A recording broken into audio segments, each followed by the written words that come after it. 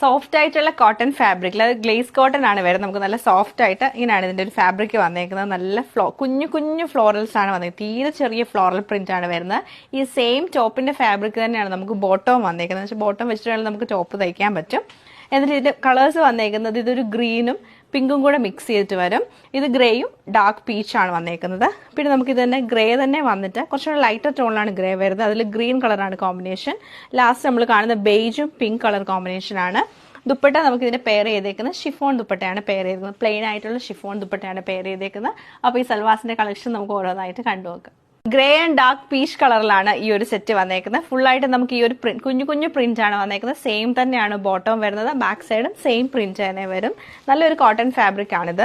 ഇതാണ് ടോപ്പിന്റെ പാറ്റേൺ നമുക്ക് വന്നേക്കുന്നത്. ദുപ്പട്ട നമുക്ക് വരുമ്പോഴത്തേക്ക് ഷിഫോൺ ദുപ്പട്ടയാണ്. നല്ലൊരു ലൈറ്റ് ഗ്രേ കളറുള്ള ഷിഫോൺ. നമുക്ക് ഡെയിലി യൂസിനൊക്കെ പറ്റിയ നല്ലൊരു സൽവാർ സെറ്റാണ്.